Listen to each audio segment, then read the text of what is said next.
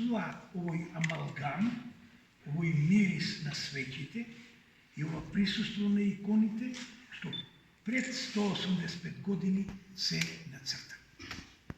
Ако ви кажам дека се нацртани повеќе стотини ликови, тоа е една космогонија на Охридско-Сурскиот регион. Од тука ми причинува задоволство што уште еднаш можам да го поздравам нашиот градоначалник, господин Сашо Јанковски,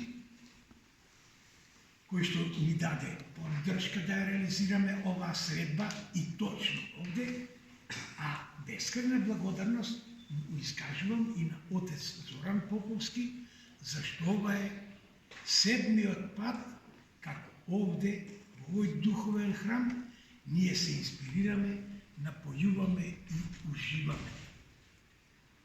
Според програмата, Петко, почнуваме со молитвеникот. Јас ја прочитав ова прва збирка песни на Сузана Ницева и ќе почнам со два цитати. Првиот цитат е од Монтен, кој што на почетокот од 18 век рекол вака: пишувањето поезија сушност е бележење на својата интима. А ќе додадам еден цитат на нашиот прославен критичар Димитар Митрев, кој што велеше вака: песните прво се доживуваат, а потоа се запишуваат. Најден меѓу овие два топоси, меѓу овие две личности, меѓу овие координати, јас чудесно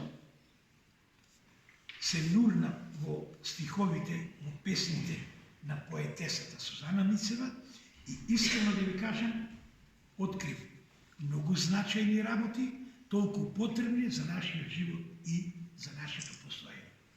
Книгата е градена во три циклуси, односно три условни поделби. Поетесата не ги изразила тоа во класични циклуси, туку поделбите ги не правила со песни. Тоа практично ми кажува и ми докажува дека се работи за формирана поетска личност, за поетска личност која во македонското поетско писмо партиципира со својата зрелост и со својата отвореност кон песната. Што ми покажува тоа? Ми покажува дека првиот циклус е за зборот. А кога е зборот, се знае дека се почнува од речта, односно од зборот. Вториот циклус е молитва. Ве молам, следете го. Збор, молитва и дом. Таму, во ова свето тројство, збор, молитва и дом, треба да ја бараме поетесата Ницева и незиниот пев. Незиниот пев ме изненади со чудесно убавите, изласнати, изклесани, изделкани зборови, така што, искрено речено, збор станува за зрела поетска личност, која не уверува дека следните книги ќе бидат уште по-силни, уште по-јаки. Првиот циклус. Зборот се тркала како изгубен камен по удолница и ќе ме пресретне наравно. Вториот циклус е дом. Секогаш му се враќам на домот, понекогаш како дух, друг пат како тело, ретко одиме заедно. И, што се вика оној последниот циклус, за молитвата, а таа е ништо друго, туку една исповед, како што се и сите нејзини песни. Поетесата си ја регистрира својата интима, а незината интима се движи меѓу еросот и танатосот, меѓу стравот и тајната, меѓу љубовта и постоењето, меѓу денот и ноќта, и во таа игра не на зборови, не на штури зборови, туку на силни, пронајдени и изглачани, изчистени од секаква наслага зборови и метафори, таа не нуди заокружени песни и заокружена збирка. Таа кога се моли не само за себе и не само за нас, туку се моли вонвременски и вон она што би значило денес, сега и тука, или утре, задутре и некогаш. Јас ќе си земам право само во интерес на времето да ви прочитам извадоци од некои песни кои што доволно зборуваат за низиниот талент, искажан, потврден и валоризиран во оваа збирка. Вели вака, завршува песната зборовода. Се што некогаш сме кажале, истекува од небото. Следната е, човек капе однатре, јас сум дожд, решето така. И сега, натаму, ако кажувам, а еве го јазикот, вели вака, мојата одаја нека биде и олтар, да му се помолам на јазикот на кој прозборе. И еве, никој веќе не ме разбира.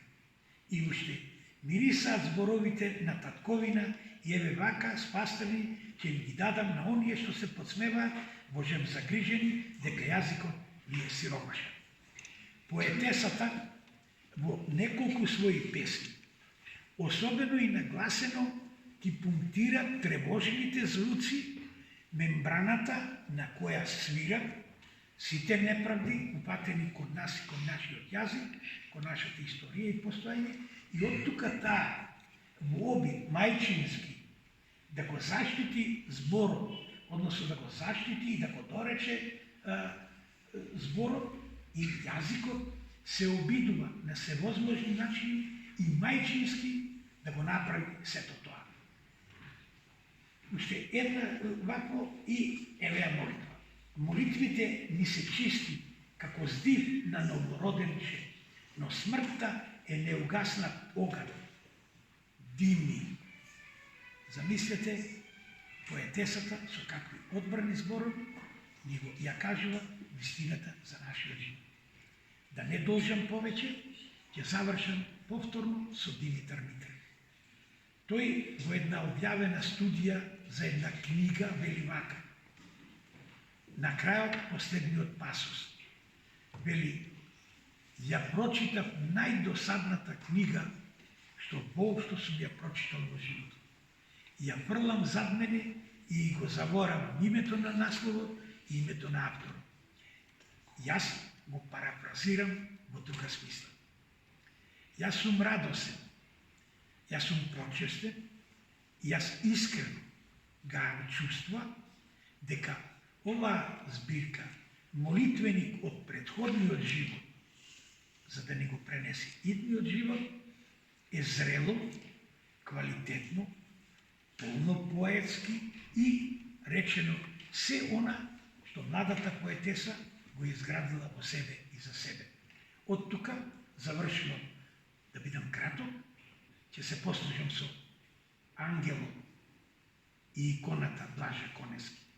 Триш поплоден ди е животот и триш повеќе да создади нашата Сузана мисија. И честитам